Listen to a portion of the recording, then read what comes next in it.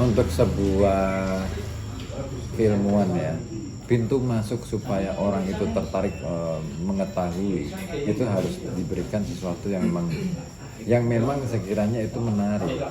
Bagi saya pembahasan di jilid pertama huruf jar itu dahsyat, itu sudah dahsyat. Meskipun mungkin bagi teman-teman yang ada di Amsilati itu dianggap sederhana. Ya jangan dianggap seperti itu. Kalau saya merasa jadi kan mungkin sudah belajar, aku belum tahu, itu ngerasa wih keren banget gitu loh. Makanya tidak ada sesuatu pun yang bisa kita anggap sepele dalam orang memioni ilmu tok ya, tapi juga dalam banyak hal. Seperti katakanlah kalau kita ketemu dengan batu besar mungkin kita bisa menghindari, tapi bagaimana dengan debu?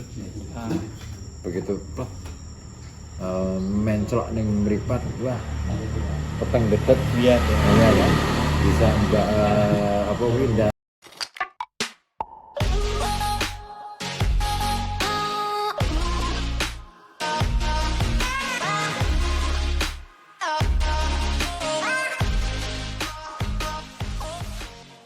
Bismillahirrahmanirrahim. Assalamualaikum warahmatullahi wabarakatuh. Bertemu lagi di channel Amsilati Jateng 3 ya. Bagaimana kabarnya semua? Sehat? Ya. Alhamdulillah. Ini bersama saya, Masya Allah, tamu agung ya. Ya Allah. Siapa yang nggak kenal dengan beliau ya? Bapak Ribut Ahwandi ya. Budayawan Pekalongan. Mungkin sekarang udah nasional mungkin Pak Edan. Gimana kabarnya Pak Ribut? Alhamdulillah sehat. Ya seperti yang dengan lihat malam-malam masih sempat bisa keluar itu luar biasa sekali ya. Karena biasanya kalau sudah pulang kerja itu rasanya udah deh tidur apa barengan gitu kan. Nah ini mak bisa gitu. Apalagi udah pukul 10:30 ini. Nah. Ini kita mau ngobrol-ngobrol santai aja Pak ya. Ini kan podcastnya Amsilati Jateng 3, kita sering mengundang teman-teman ya buat motivasi atau buat sebenarnya isi konten sih Pak. Buat konten. Kemarin ada Mas Andika dari Sekolah Sogan ya. Ada Ustadz Cibawe, ada Gus yang lain Gus. Soal nanti Gus Alba nanti kita undang juga. Wes mantap. Belum ini Gus Alba ini. Gus Alba lagi gerilya kayaknya. Lagi gerilya. Gerilya sarung mungkin. Oke Pak. Pertanyaan pertama. Oke. Kenal ya Pak dengan Amsilati? Kenal nggak Pak? Amsilati itu apa? Amsilati, saya malah baru kenal Amsilati itu ketika ini sejak kemarin di Sekolah Sogan itu ada kelas Amsilati, itu baru saya kenal itu. Ada kelas Amsilati kurang lebih ya tahun kemarin lah. Dan itu pengalaman yang luar biasa. Soalnya ya, saya sendiri kan sebenarnya nggak pernah mendapatkan pelajaran yang seperti teman-teman di pesantren itu dapatkan. Begitu kenal Amsilati, keren juga ya, bahasa Arab terutama. Wah, dahsyat. Iya. Ada kelasnya Selasa sore kalau nggak salah di Sekolah Sogan ya. Jangan juga waktu itu ikut bareng-bareng sama. Iya, saking penasarannya kan akhirnya harus ikut, memaksakan diri untuk ikut. Nah, meskipun belakangan agak mulai berkurang ini intensitasnya. Sebenarnya sudah agak terbengkalai juga ya. Perlu itu dihidupkan lagi. Ya, nanti semoga bisa hidup lagi. Ini ya mungkin lagi nggak tahu ada apa mungkin ya politik atau faktor itu nggak tahu. Enggak sih. Enggak ya. Faktornya itu mungkin karena sudah terlalu sibuk kali ya. Tadi sebenarnya Selasa sore tadi ya. Iya. Saya juga nggak kesana. Semoga kedepannya kelas Amsilati di Sekolah Sogan semoga hidup lagi, ramai lagi. Tapi sudah kenal nih teman-teman ya Pak Ribut, alhamdulillah sudah kenal dengan Amsilati. Jadi kita nggak usah memperkenalkan diri Amsilati itu panganan opo ya. Silat itu apaan. Insya Allah beliau sudah banyak tahu. Tapi perlu juga loh dikenalkan, karena mungkin tidak semua orang tahu ya. Oke. Iya. Ini nanti penontonnya Pak Ribut bakal berkunjung ke sini. Oke, sedikit memperkenalkan introducing dari Amsilati ya, bahwa Amsilati itu ya teman-teman salah satu metode. Sebenarnya banyak metode dalam hal ini ya. Amsilati itu metode membaca kitab kuning.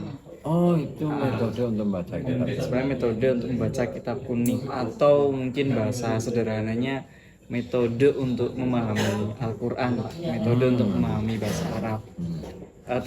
Terinspirasi dari Iqra dulu. Iqra adalah cara bagaimana baca Al-Quran, qiraati Iqra itu bagaimana cara baca Al-Quran biar lebih praktis, biar lebih cepat. Betul. Ini sama, ini Amsilati metode cepat untuk bisa memahami kitab kuning yang dulu bertahun-tahun cara mempelajarinya. Kalau pakai Amsilati bisa ya 3 bulan, 6 bulan atau 1 tahun bisa. Apalagi kalau kitab kuningnya biasanya Arab gundul Iya, itu ya, Arab gundul. nggak ada harokatnya itu. Nggak ada rambutnya. Itu kan butuh ini alat bantu. Ya mungkin Amsilati gitu ya, maksudnya di situ ya.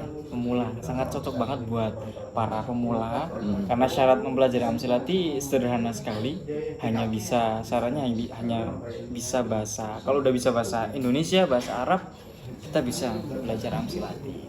Oh. Dan di situ juga pakai bahasa Indonesia kan, bahasa Arab terus diterjemahkan ke Indonesia, jadi cepat paham. Apalagi ya pertanyaannya ya. Ini Pak, Amsilati kalau menurut jenengan, Amsilati kan berarti dari perkenalan barusan adalah cara untuk memahami, membaca kitab kuning. Menurut jenengan apa nih dampak ataupun Amsilati dalam literasi menurut jenengan? Ada hubungannya nggak nih? Oh, aktivitas literasi itu kan kompleks ya, nggak cuman baca tulis ya, tapi juga mengenal istilahnya media-media apa yang berkenaan dengan pengembangan diri dan lain sebagainya. Nah, aku melihat bahwa Amsilati itu menjadi sebuah kekayaan yang luar biasa gitu. Karena ketika saya belajar dari jenengan waktu itu tentang Amsilati itu, saya baru ngerti bahwa ternyata bahasa Arab, terus kemudian dengan mengenal bahasa Arab melalui metode Amsilati itu ternyata tidak cuman kita belajar bahasa dari aspek bagaimana kita menghafal kata, memaknai kata, tapi di balik bahasa itu sendiri ada banyak makna yang bisa kita gali lebih dalam. Salah satunya itu aku sing paling kelingan banget iki kan ketika jenengan ngasih pembelajaran tentang huruf jar itu. Wah, kuwi dahsyat banget kuwi. Dan kan jadi kan waktu itu kan saya selalu punya pertanyaan-pertanyaan nakal itu kan. Tentang huruf jar itu. Lho iki huruf jar ngene-ngene iki kok ngeri ngono. Nah, dan akhirnya ketemu jawaban sementara menurut persepsi saya waktu itu kan, bahwa iya, untuk belajar, untuk bisa mengarungi dunia pengetahuan apapun itu ya, terlepas dari sekat-sekat katakanlah pengetahuan tentang agama dan non agama itu sebenarnya nek ono sekat kuwi sebenarnya iki hasil dari kita tahu persis lah sejarah filsafat barat itu yang membuat pengkotak-pengkotakan itu. Benar sekali. Ya kan? Nah, tapi dari situ akhirnya ternyata ketika belajar itu yang paling utama adalah kita harus siap menjadi orang yang berani untuk mengosongkan gelas dulu, merendahkan hati gitu, rendah hati dulu, itu penting banget. Itu yang aku pelajari. Wah, dahsyat. Aku ngerasa ketampar loh sebenarnya ketika mempelajari huruf jar. Maksudnya asem ki apa Jojo ki aku seprene iki ngene iki ya. Oh iya, berarti aku kudu sinau tenanan dan makanya eh, saya gini, saya punya saya ingin ngomong ke banyak orang bahwa belajar itu nggak kenal usia satu, dan ketika kita belajar kepada siapapun nggak harus yang lebih sepuh gitu. Tapi kalau kita ketemunya yang lebih muda dan dia mumpuni, sementara kita belum mengetahui apa-apa, nggak masalah. Kita belajar gitu. Nah, dan saya itu pas sinau Amsilati, sinaunya karo Gus Haidar. Ya karena mungkin adanya saya nggak kalau ada yang lebih Ya enggak, Allah itu kan mempertemukan jenengan, mempertemukan kita gitu loh. Ini kemesraan. Kenapa? Aku sebenarnya di sinau bahwa ojo sembarangan ke bilang ojo ngerasa bahwa kowe iki wis dhuwur. Ada yang lebih tinggi, ada yang mungkin bukan masalah tinggi atau rendah derajat keilmuan ya, tapi lebih pada yang kita ketahui itu hanya sedikit dari seperti buih-buih di dalam lautan. Sementara ilmu itu bagaikan samudera gitu kan, luas banget, dalam banget. Dewi ini mengenai permukaan dan hanya sebutir buih doang. Jadi nggak bisa kita ngomong bahwa aku sudah menguasai semuanya. Nggak bisa. Jadi artinya apa? Ya kita harus mau belajar dari siapapun. Dan itulah aktivitas literasi yang sesungguhnya adalah itu. Bagaimana kita bisa mempelajari apapun itu dari masa lalu, masa kini, untuk kita bisa mempelajari ya, kita mengenal diri kita sendiri, terus mengenal lingkungan, sampai kemudian kita berusaha untuk merumuskan apa yang bisa kita lakukan di masa mendatang. Menarik sekali ini ya. Saya jadi teringat kisahnya para ulama dulu, Pak. Benar sekali yang sering terjadi di pembelajaran Amsilati itu Pak ya, akhirnya banyak orang tua malah justru yang terpikat ataupun tertarik belajar Amsilati itu yang orang-orang sepuh Pak. Misalkan di Medono Pak ya, Pondok Medono atau di FBA, forum bimbingan atau forum belajar Amsilati di Medono itu yang ngaji bapak ibu-ibu is duwe anak telu, duwe anak loro. Dia mau belajar sama kita ini yang masih bujang-bujang ya, masih kuliah gitu kan. Mereka tidak malu, mereka juga menghilangkan ego itu, mengenyampingkan ego itu. Saya jadi teringat kisahnya dulu bagaimana Imam Syafi'i, bagaimana Imam Malik, bagaimana Imam Abu Hanifah saling tuker. Biasanya kalau dalam kitab itu faidah wal istifadah, memberikan ilmu, transfer ilmu, dan dia juga mengambil. Misalkan berarti malamnya Imam Syafi'i belajar sama Imam Malik. Paginya Imam Malik yang belajar sama Imam Syafi'i. Nggak bisa ngomong. Iya, mereka nggak misalnya ngono egone nggak aku gurumu masuk belajar karo kowe muridku. Akhirnya wow, ini menghidupkan suasana literasi atau suasana belajar tarbiyah pendidikan kembali ke zaman dulu.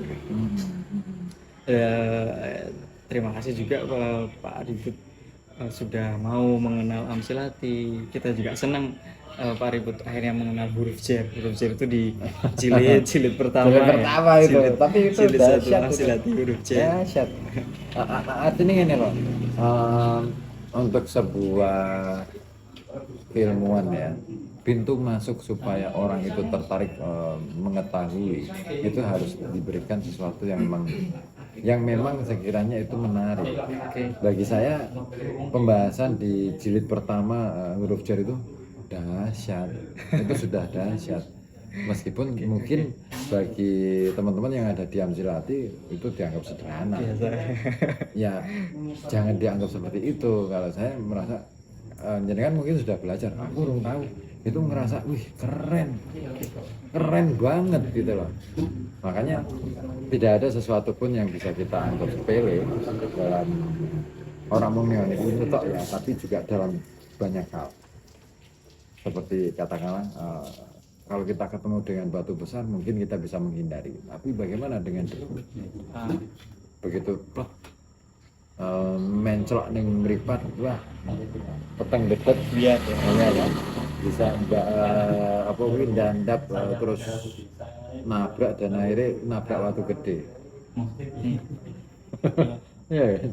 Wah, artinya bahwa yang kecil, yang sederhana, yang mungkin tidak terlihat, yang mungkin dia tidak punya struktur seperti struktur yang komplit, yang lengkap, itu bisa jadi membuat kelengkapan struktur itu buyar.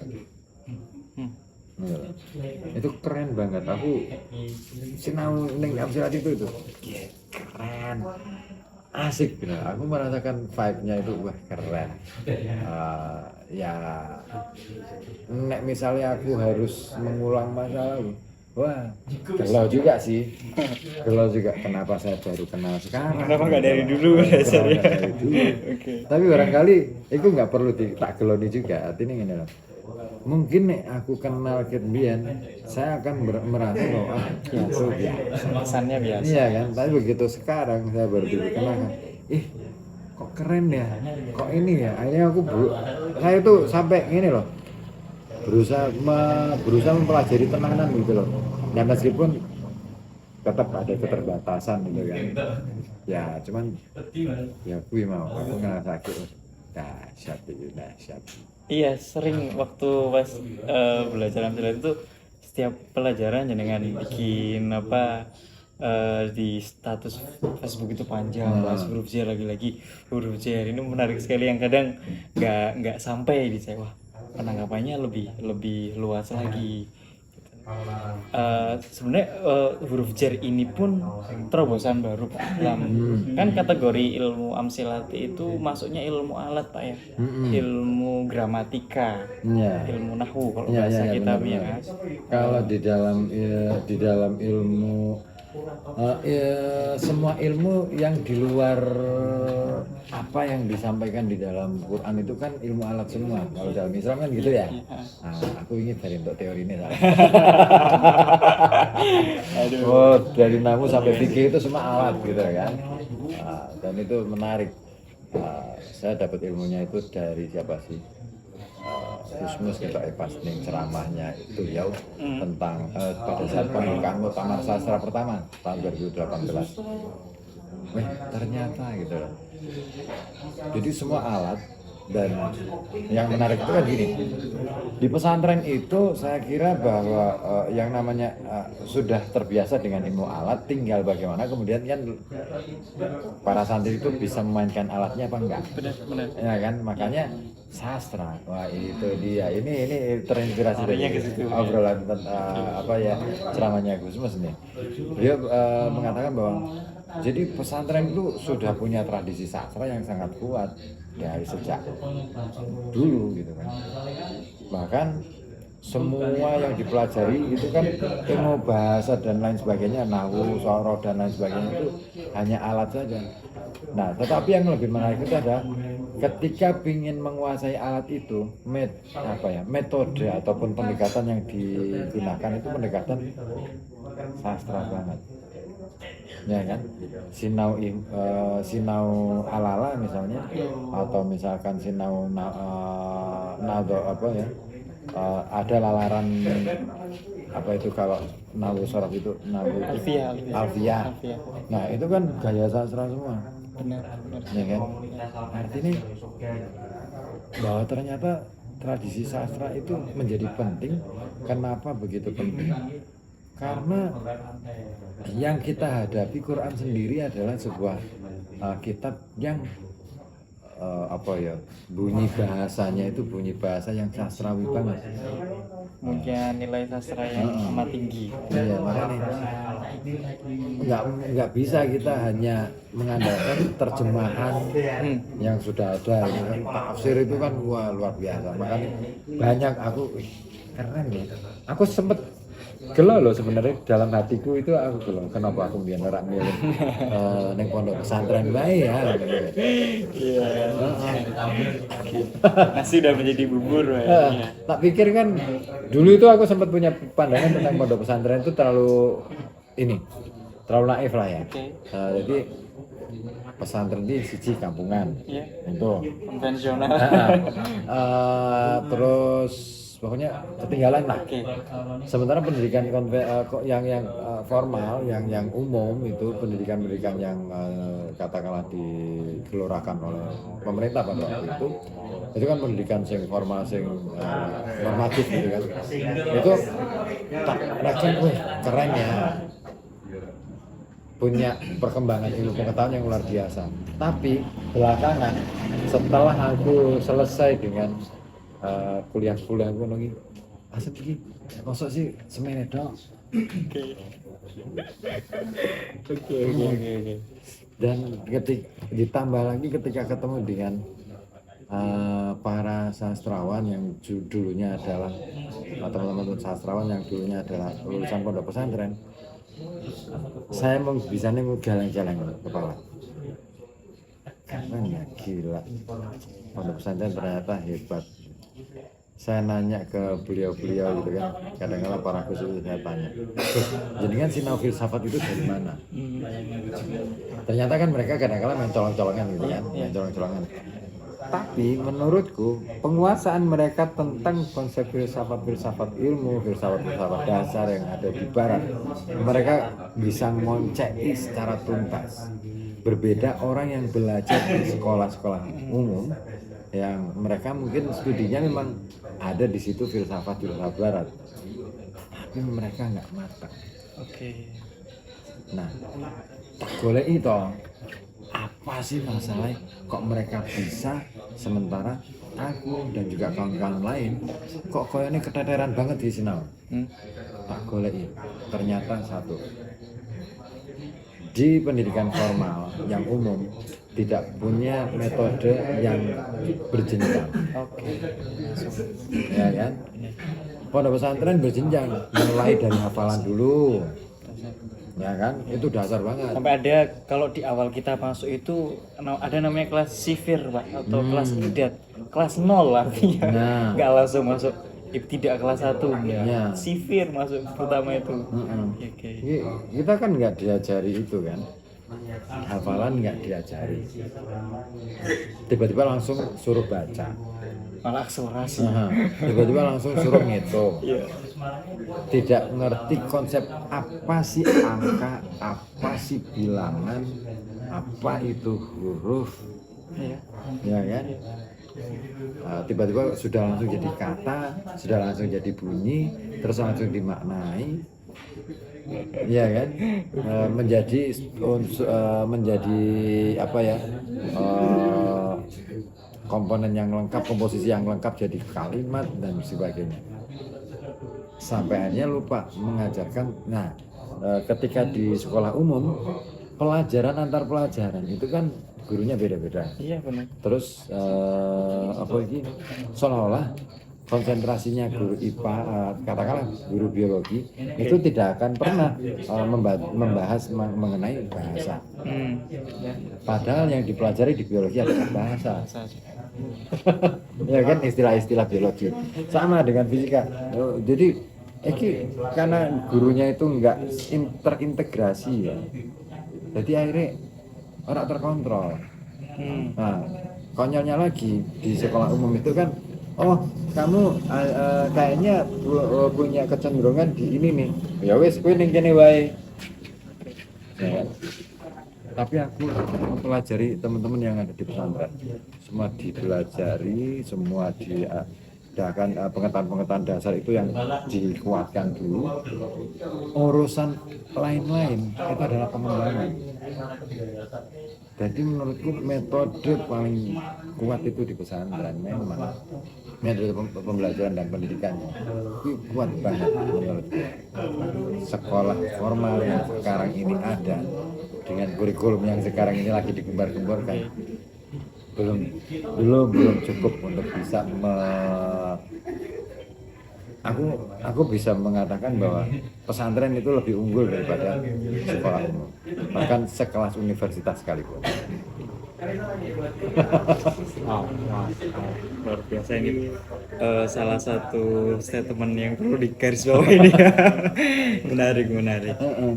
Ki Hajar Dewantoro juga kalau nggak salah juga memakai apa sekolah Sule itu terinspirasi dari pesantren Pak ya dulu kalau dari sejarah-sejarahnya bagaimana pesantren, dan saya ingin memperkokoh Pak ya, yang saya rasakan betul tadi dari ceritanya Pak Ribut seperti itu penyampaiannya, dan memang proses dulu dan kami teman-teman ya yang di pondok pesantren itu memang benar seperti itu Pak. Artinya kita dulu digodok di ibaratnya kulaan Pak, kulaan apa baik dipelajari semuanya, yang kecil-kecil semua dihafalin dasar, kemudian nanti naik ke tingkat menengah baru berjenjang ke level kitab yang mahir. Kalau sudah selesai semua udah nanti tinggal kamu mengembangkan kamu maunya apa, kamu dapatnya lebih ke yang mana nih. Jadi nggak mentah, kita udah mateng dulu sehingga nanti misalkan dibentrokkan, kita fokusnya di sains misalkan, kita fokusnya di ilmu faraid, ilmu waris, ilmu zakat, kemudian nanti dibentrokkan dengan ilmu fikih, ya kita masih nyambung, kita tahu dasarnya. Misalkan nanti basul masail atau saya kalau belajar jujur Pak, ini waktu saya masuk kuliah Pak, masuk kuliah karena saya pesantren ya masih lebih ke sekolah Islam UIN gitulah ya, sekolah tinggi agama Islam ya, bukan yang UGM atau yang umum UI misalnya, enggak. Saya ngambilnya yang di Universitas UIN ataupun sekolah tinggi agama Islam. Akhirnya saya merasakan wow, ini dulu yang saya pelajari di materi pondok itu sekarang dipelajari lagi di kuliah gitu. Berasa ngulang Iya, ya. berasa ngulang. Mungkin dengan cara yang berbeda, dengan bentuk makalah, dengan bentuk aplikasi. Ini yang dulu saya pelajari di pondok udah selesai saya. Dan vibe-nya kan kerasa kan, istilahnya ketika dengan metode dan pendekatan di kampus, katakanlah dibelajarkan dengan makalah dan lain sebagainya, beda kesannya ketika jenengan itu membaca kitabnya langsung, cuma suruh baca tok kok ngapalke kan ngono ya, nggak penting kamu paham atau enggak gitu kan. Itu dasar loh, makanya aku mikir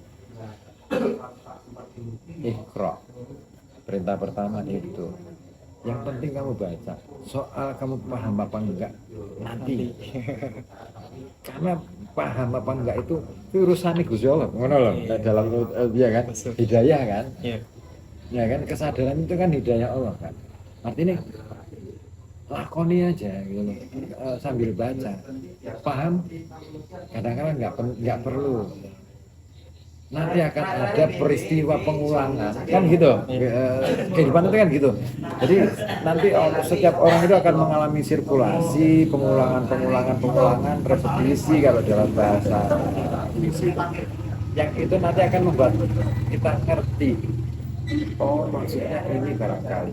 Itu pun tidak bisa dikatakan sebagai sebuah kebenaran, mungkin itu faktual, tapi urusan kebenaran itu kan urusan kebenaran sementara bagi kita sebagai manusia mungkin iya, karena nanti akan ada pengulangan lagi di peristiwa yang sama atau hal yang sama, sehingga kita akan ketemu dengan kebenaran yang berikutnya kan ngono. Makanya kita tuh nggak perlu menyimpulkan tapi mau coba keren loh ya kan. Peristiwa Nabi Muhammad Rasulullah ketika mendapatkan wahyu pertama kan begitu. Apa yang lu harus baca gitu kan ketika bertanya pada malaikat Jibril.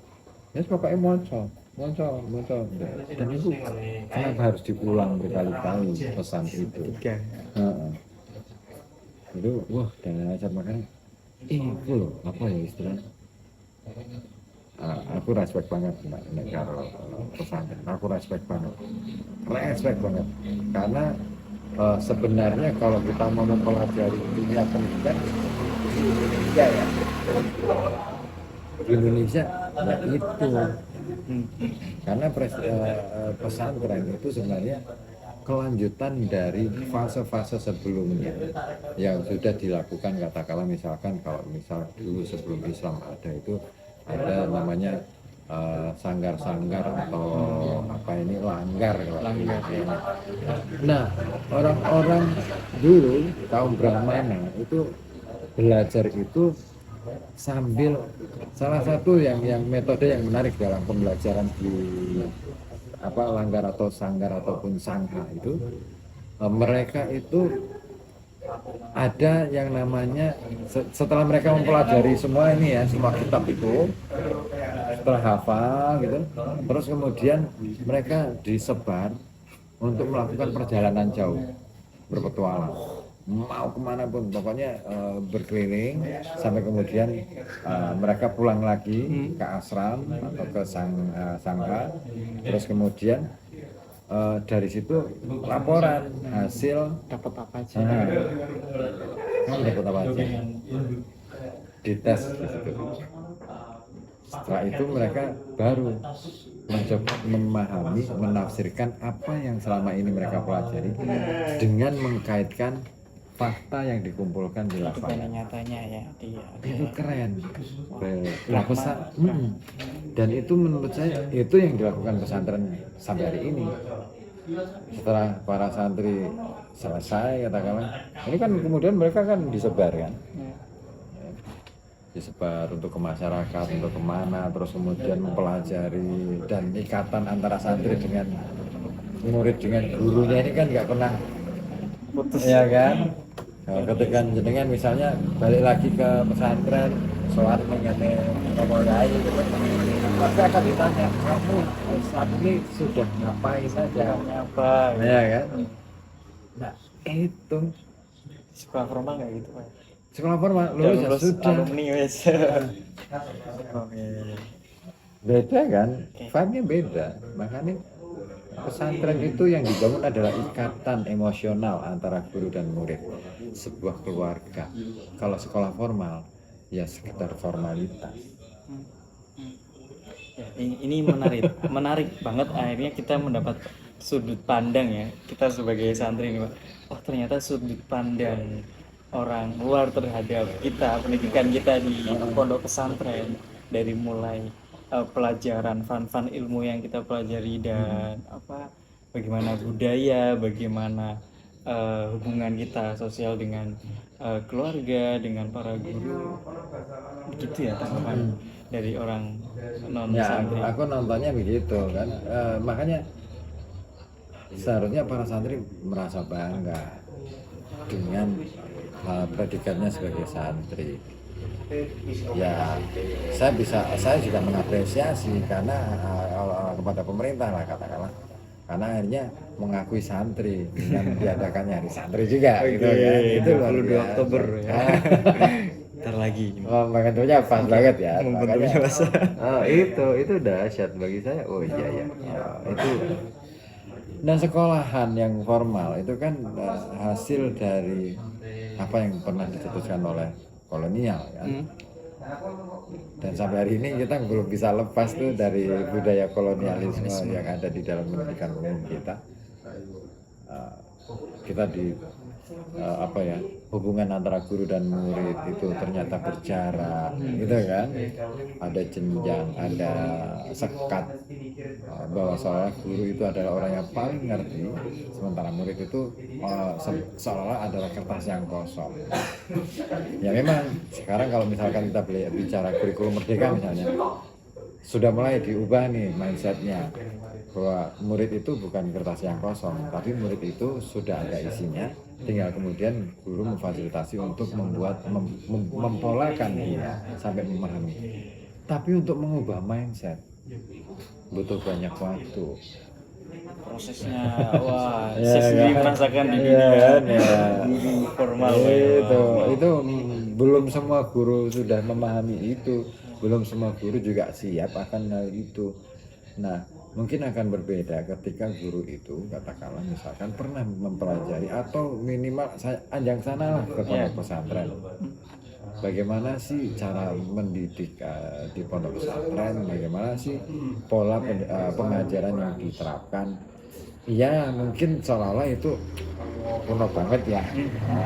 Misalnya gini, aku pernah mampir di Masjid Kaliwungu.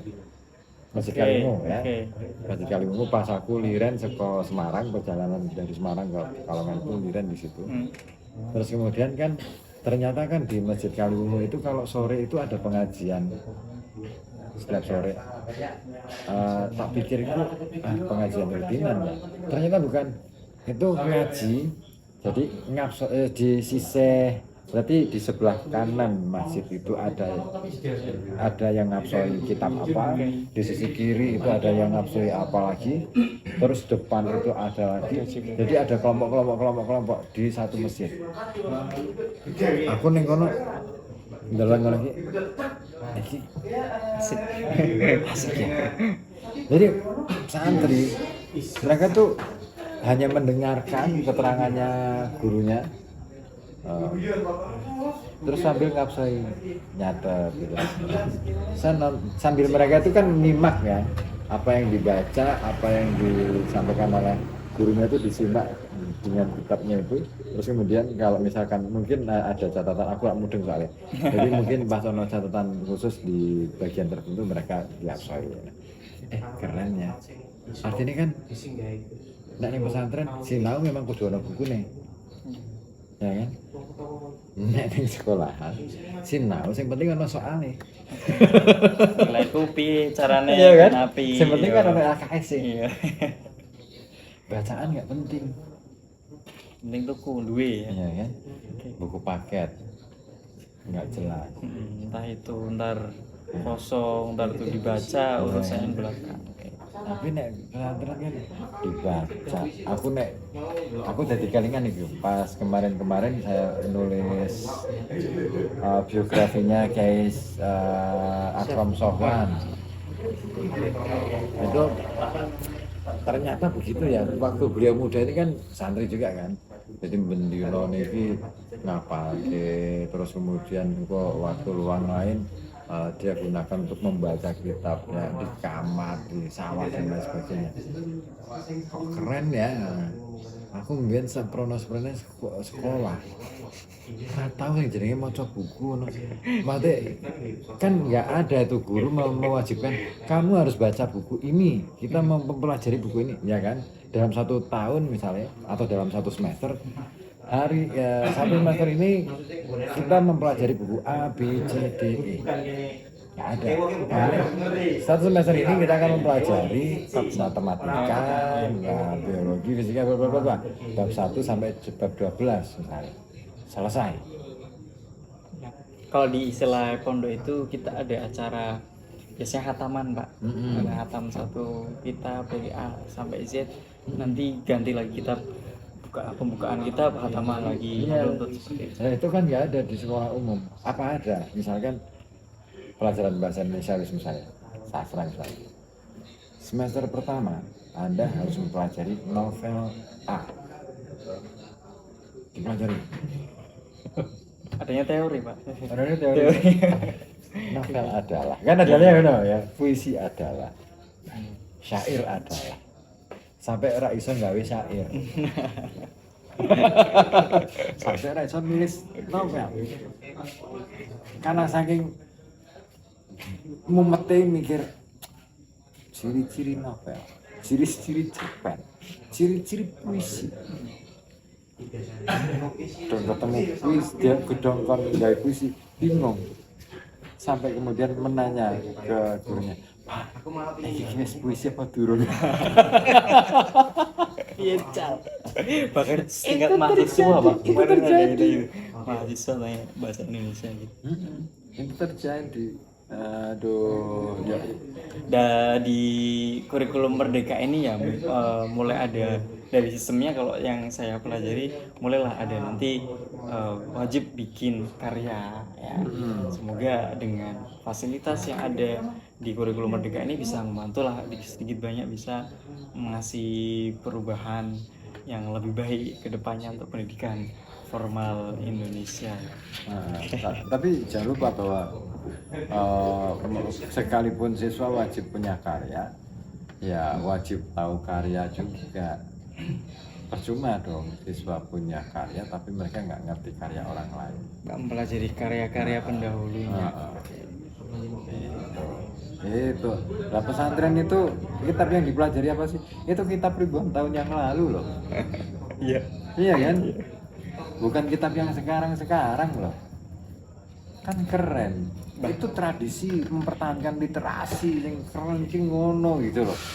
Mbok itu yang dicontoh gitu loh. Oke. Ah, Aduh menarik nih. Saya mau meneruskan, aduh takutnya wiwi agak-agak bahaya. Yang sekarang ya sedikit lah. Sekarang malah ya update berlomba-lomba bikin buku baru, bikin akhirnya jadi industri penjualan buku dan lain sebagainya. Yang kadang kalau dibaca ya opo. iya kan, nggak ada isinya kan. Aku kemarin menyimak ceramah kuliah umumnya Habibur Rahman El-Sirazi. Al-Sirazi, oke. Menarik beliau, ternyata beliau itu kan santri ya. Novelis, kemudian pernah belajar di Kairo. Dan Mesir. ternyata beliau itu mempelajari sastra itu justru dari pesantren. Dan aku salut banget.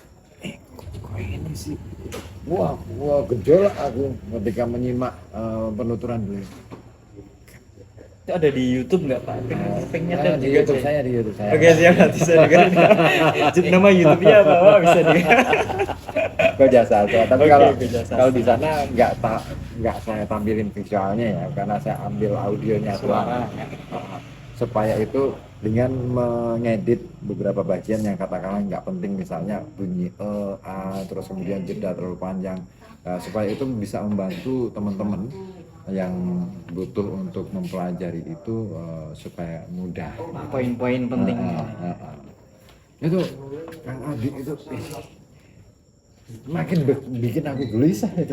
Masa sih kayak gini gitu. Sekeren ini gitu ya. Aku Oke. dan yang menarik itu Kang Adi itu, beliau itu sangat berhati-hati ketika menulis novel.